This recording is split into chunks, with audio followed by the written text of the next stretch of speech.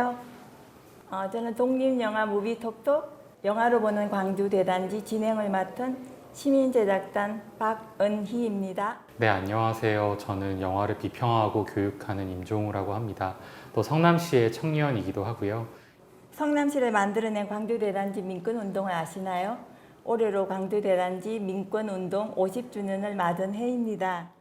네, 광주대단지 민권운동 50주년을 맞이해서 저희가 두 편의 다큐멘터리를 소개하게 되었는데요. 문승욱 감독님의 두 도시 이야기, 그리고 문유심 감독님의 난장이 마을이 그 주인공입니다. 네, 안녕하십니까. 저는 두 도시 이야기를 만든 문승욱 감독입니다. 네, 안녕하세요. 저는 다큐멘터리 난장이 마을 연출한 문유심입니다. 반갑습니다. 오늘 만나볼 영화는 광주 대단지 민권운동을 소재로 한 영화인데요. 폴란드 우주와 대한민국 성남을 배경으로 한 두 도시 이야기와 성남시 신흥이동을 배경으로 한 난장이 마을 두 영화를 먼저 보고 오겠습니다. 1939년 독일 나치는 폴란드인과 유태인을 폴란드 우주에 강제 이주시킵니다. 1968년 대한민국 정부는 도시개발이라는 이름으로 도시 빈민 수십만 명을 경기도 광주시 중부면에 강제 이주시킵니다. 처음에는 어머 이런 데서 어떻게 살아? 그때는요 집도 없었어요. 천막 치고 살았어요. 한 텐트 안에다가 이제 세 가구를 집어 넣어놓는 거죠.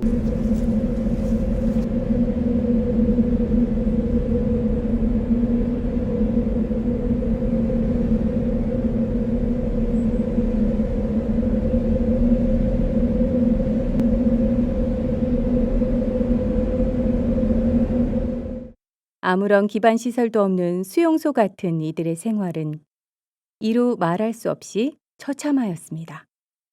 사람들의 분노는 폭발하였고 1971년 8월 10일 인간의 기본 생존권을 요구하며 6만여 명 시민들이 성남 출장소 앞으로 모여들었습니다. 처음에 다 시청을 쫓아간 거죠. 전부가 다 시민들이. 71년 사건에는 엄청난 저항성이 담겨 있었죠. W czasie II wojny światowej 90% tych mieszkańców zostało zamkniętych w getcie. Zmarli w getcie albo zostali wywiezieni do obozów zagłady, głównie w Auschwitz-Birkenau. I dziś jest wielka pustka po nich. Pamięć próbuje zapełnić tę pustkę. 기억 상실증에 걸린 사람들의 삶, 여러분도 뭐 아시잖아요. 그런 삶이 얼만큼 우리 공동체도 망치뿐만 자기 인간 스스로를 갖다 얼만큼 망친다고 하면 너무도 뻔하잖아요. 고립되고 버려진 도시, 빈민들에 의해 세워진 대한민국의 성남. 2차 대전 중 유태인을 고립시키고 격리시킨 게토로 유명한 폴란드의 우주. 2억 마일리 떨어진 두 도시의 이야기를 통해 사람과 도시의 의미를 생각해 봅니다. 성남의 시작이자 광주 대단지 민권운동의 중심지가 되었던 역사적인 공간 성남 본도심이 대규모 재개발로 사라지고 있습니다.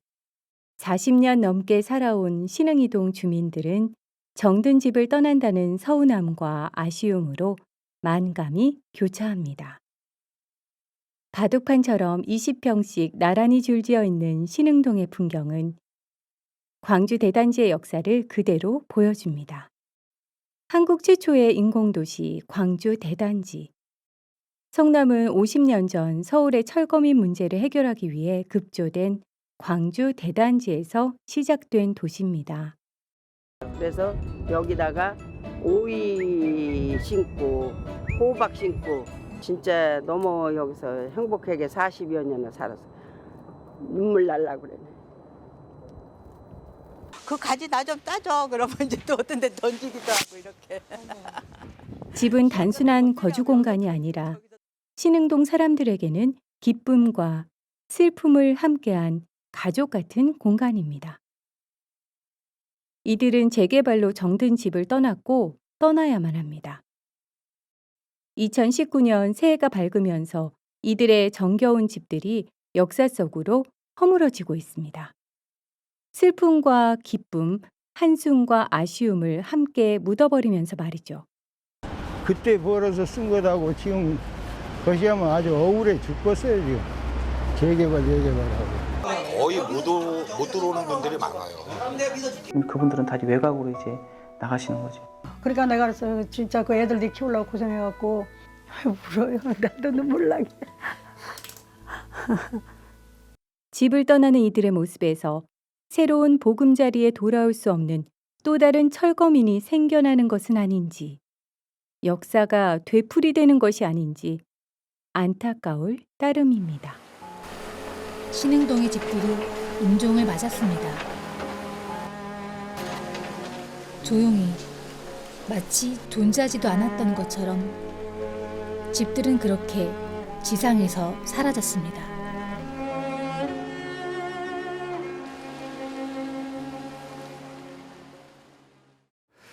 이 영상 두 개를 보면서 그 사건을 바라보는 시선도 또 다른 의제와 연결하는 방식도 흥미롭게 느껴졌습니다. 이 광주대잔지 민권운동이라는 것을 또 어떻게 접하게 되셨는지.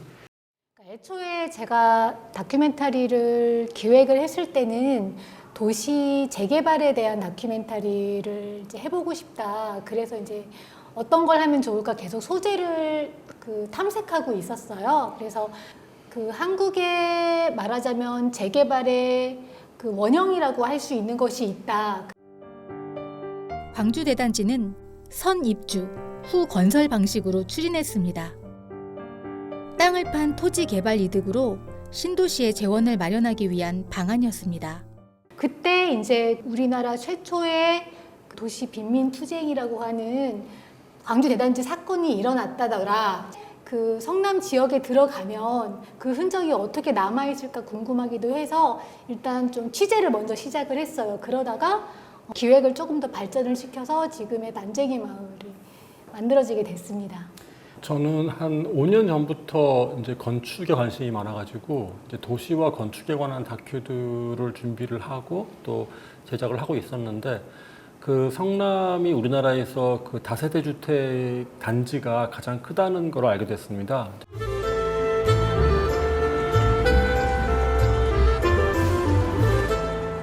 성남에 이런 다세대 주택이 이렇게 큰 단지가 있었는가를 조사를 하는 과정 속에서 성남 민권운동이 있었다는 사실을 알고 대단히 흥미로웠습니다.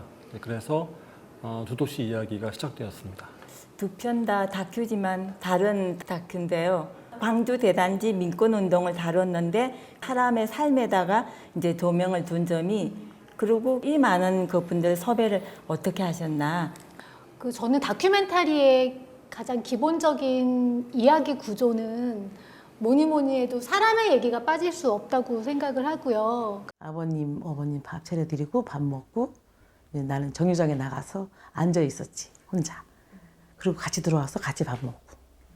아, 그랬어요. 내가 참 웃겨 진짜. 근데 날 먼저 놓고 먼저 갔잖아. 도시에 대한 얘기도 인물이 주인공이 되지 않으면 만들어질 수 없다고 생각을 해요. 그래서 그 도시 재개발이지만 주요 얘기는 사람의 얘기가 될 수밖에 없을 것 같다고 생각을 해요. 사실은 저는 좀 섭외가 쉽지 않았어요.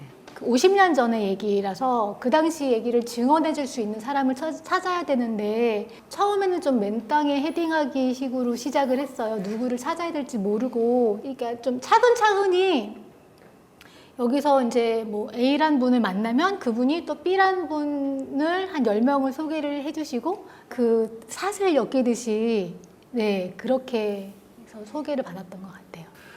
저 같은 경우도 성남이라는 도시와 폴란드 우주라는 도시에 관련된 얘기를 이제 엮어야 되기 때문에 그 도시의 역사를 대변할 수 있는 분들을 또 선정을 해가지고 일단은 성남시청에 들어가서 생존자들을 먼저 엄청 맞았어요. 맞기도 무지무지 맞았고 그때 이제 그 광주 지서에서 이제 광주 경찰서로 넘어가니까는 연락처를 알아내고 또 우주 같은 경우에도 그 유태인 그 학살에 관련된 그 사업들을 진행하시는 분들을 또 섭외를 해서 그렇게 해서 진행을 했습니다. 정우 씨는 영화 비평가로서 두 영화에 대한 소견을 말씀 좀 해주세요. 두 도시 이야기에서는 가장 먼저 두드러지는 특징은 이 두 개의 도시를 오가면서 이야기를 전개하고 있다는 사실일 것 같습니다. 예를 들면 뭐 이뭉순 감독의 좋은 빛 좋은 공기나 그러니까 광주 광역시와 부에노스아이레스를 연결한 작업이라든지 아니면 문정현 감독의 경계처럼 뭐 한국과 인도네시아와 어떤 세르비아의 감독들이 어떤 이주와 국경의 문제들을 같이 다루는 어떤 교환일기 형식의 영화들도 떠오르는 것 같은데요. 이 두 도시 이야기는 폴란드의 우주와 그리고 한국의 성남의 어떤 유사성들을 읽어낸 작업이었다면 두 도시의 차이점들도 분명히 있었을 것입니다. 근데 제가 주목했던 점은 그 개토라는 점에 주목을 했습니다. 그러니까 저도 분당에서 오랫동안 살았었고, 그 제가 어렸을 때 성남을 봤을 때는 진짜 그 범죄 도시 같은 느낌이었거든요. 그것이 이제 커가면서 누군가 이렇게 만들었구나, 누군가 이렇게 고립시켰구나. 제가 유학했을 때 그 살았던 우주라는 도시가 바로 떠올랐어요. 그 도시도 이제 유태인 도시라는 낙인이 찍혀가지고 오랫동안 폴란드 사회에서 이렇게 고립된 경험이 있거든요. Żydzi byli porównywani do najgorszych insektów, byli 그 두 도시가 수십 년간 겪었던 왕따, 타인에 의해서 고립되고 차별받고 고통받는 그런 두 도시가 자연스럽게 이렇게 매치가 됐어요. 문유신 감독님께는 또 다른 질문을 드리고 싶어요. 그 지역에 사는 주민분들께서도 어떤 외부인에 대한 경계들이라든지 재개발이라는 이슈 앞에서 미디어에 대한 어떤 피로감이 누적된 분들도 있지 않았을까라는 생각이 드는데요. 성남의 이미지가 되게 부정적인 이미지가 사실 한국 사회에 오랫동안 축적이 돼 있었던 거는 사실이거든요. 또 한편으로는 제가 가지고 있는 선입견을 극복하는 것도 저의 과제였는데 몇 달 정도 취재 작업을 했어요. 그러니까 막 좀 전문가분들도 만나고 동사무소 이제 직원분들 또 주민분들 만나 그런 작업을 했는데 하면서 제가 생각했던 그런 부정적인 이미지는 정말 1도 느낄 수 없는. 그래서 몇 신흥 이동 사람들 다 온 거예요. 그럼 다 왔죠. 맞아. 이동. 성남 특히 에너지가 있어요. 특히 오래 사셨던 분들이 그거는 진짜 다큐멘터리나 작품으로 만들어야 하는 것이다라고 당연히 공감해 주시는 것들이었나 봐요. 예. 하여튼 사람 살 곳이 못 됐어. 화장실도 아침에 막 뭐 30-40명씩 줄 서 있고. 화장실하면 난리가 아니지 뭐 하루 이틀은 막 다 넘어가지고 난리도 아니고 우물도 공동 우물도 그런 식이죠. 그런 식으로 돼 있었고. 싫어하는 분들도 계시긴 했어요. 예. 그 특히 구성남의 이미지가 말하자면 업그레이드가 돼야 되는데 그러려면 기존의 성남의 이미지를 사실은 묻어버리는 게 맞지 않나라고 판단하시는 분들도 없지 않아 계세요. 예. 재개발을 둘러싼 여러 이해관계 네, 속에서 네. 되게 고민을 많이 하셨을 것 같다는 생각이 좀 듭니다. 감독님이 만든 작품이 굉장히 섬세하게 다가왔거든요. 감독님들은 제일 애착이 가는 장면을 하나만 뽑는다면은 이제 옥상 정원이 있는 집이 있거든요. 그 집주인분이 옥상 정원을 너무너무 근사하게 만들어 놓으셨어요. 뒷마당부터 해가지고 옥상으로 연결되는 계단, 철계단으로 올라가는 그거를 막 너무너무 막 꾸며 놓으셨는데 그 흔적이 여기는 정말 별천지였겠다 막 그런 게 느껴지는 집이 있거든요. 옥상으로 올라가면 오두막 같은 것도 만들어 놓으시고 또 막 쟁기도 갖다 놓으시고 맨 마지막에 제일 중요한 씬을 딱 넣었어요. 근데 그 부분은 볼 때마다 막 계속 눈물이 막 나는 거예요. 시체를 리어가에다가 뒀는데 너무 앙상하고 너무 해서 그냥 떨어지는 그런 얘기도 하셨어요. 얼마나 이제 굶어서 이렇게 돌아가셨으면. 근데 그 장면이 그 유태인 개토 당시에 그 독일군이 찍었던 장면 중에 딱 그 내용과 똑같은 장면이 있더라고요. 그래서 그 장면에다가 전상천 목사님의 말씀을 입혀서 딱 보니까 정말 끔찍했겠구나라는 생각을 하게 됐어요. 그러니까 저는 이제 두 도시 이야기에서 가장 좀 기억에 남는 장면은 그 초반에 그 유태인들이 기차에서 내려서 들어갔다는 그 터널이 보이는 장면이 좀 가장 기억에 남아요.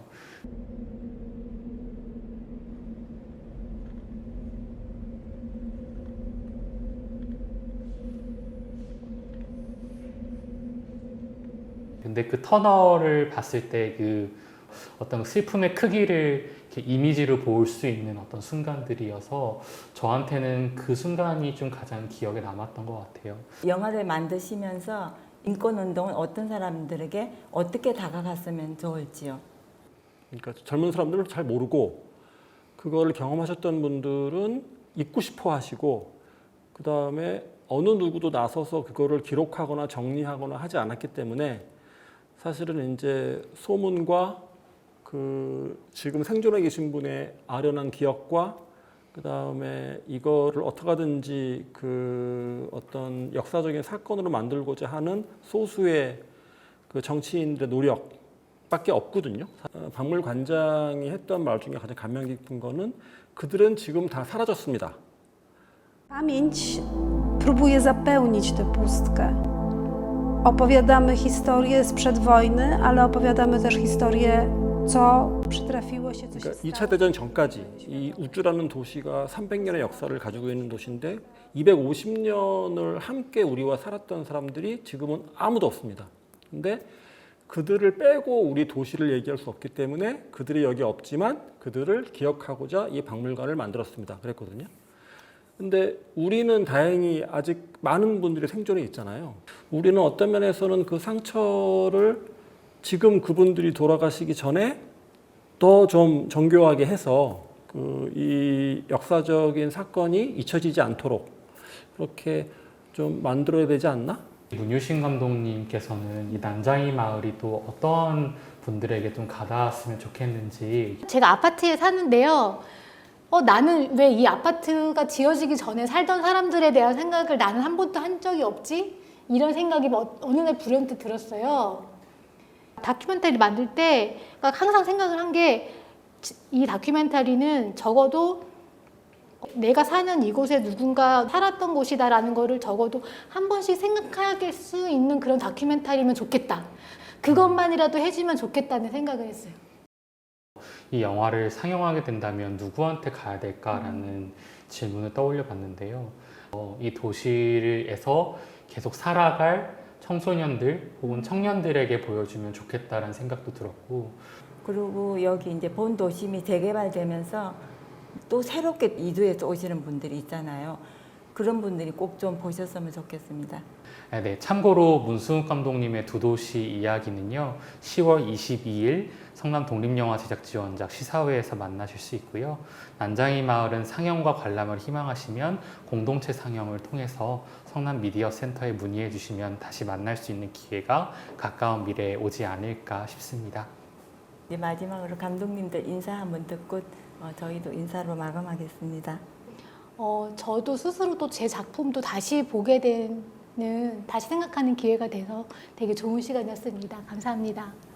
이 두 영화를 함께 보시게 된다면 좀 이렇게 악귀가 맞는 정보들을 감성들을 가져가시지 않을까 그런 생각을 하게 됩니다.